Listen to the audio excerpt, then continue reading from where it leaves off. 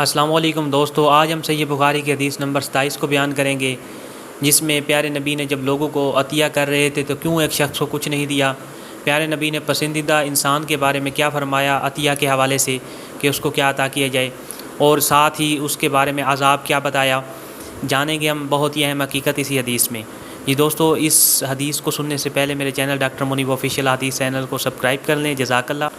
رسول اللہ صلی اللہ علیہ وسلم نے چند لوگوں کو کچھ عطیہ دیا، اور حضرت سعد بھی وہاں موجود تھے۔ وہ کہتے ہیں کہ رسول اللہ صلی اللہ علیہ وسلم نے ان میں سے ایک شخص کو کچھ نہ دیا، حالانکہ وہ ان میں مجھے سب سے زیادہ پسند تھا۔ میں نے کہا حضور، آپ نے فلاں کو کچھ نہیں دیا، حالانکہ میں اسے مومن گمان کرتا ہوں۔ آپ نے فرمایا مومن یا مسلمان؟ حضرت سعد فرماتے ہیں کہ میں تھوڑی دیر چپ رہ کر پھر پہلی بات دہرانے لگا۔ حضور اکرم صلی اللہ علیہ وسلم نے بھی دوبارہ وہی جواب دیا۔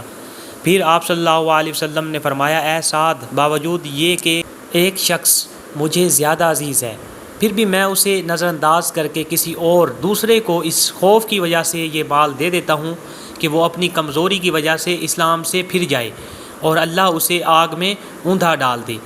اس حدیث کو یونس، صالح، معمر اور زہری کے بھتیجے عبداللہ نے زہری سے روایت کیا ہے۔ جی دوستو، اس پیاری حدیث میں آپ صلی اللہ علیہ وسلم نے فرمایا کہ اگر مجھے کوئی شخص عزیز ہے اور اس کے باوجود میں اسے نظر انداز کر کے کسی دوسرے کو مال دیتا ہوں تو اس میں کمزوری اگر پائی گئی تو اسلام سے پھر جائے گا اور اللہ تعالیٰ اسے آگ میں اوندھا ڈال دیں گے۔ دیکھیں کتنی سخت وعید اللہ تعالیٰ نے سنائی ہے۔ تو دوستو، اسی طرح کی پیاری حدیث اور فرمان سے جڑے رہنے کے لیے میرے چینل ڈاکٹر منیب آفیشیل حدیث چینل کو سبسکرائب کر لیں اور بیل آئیکن کو پریس کر لیں تاکہ مزید احادیث کی ویڈیوز آپ تک بر وقت پہنچ سکیں، جزاک اللہ۔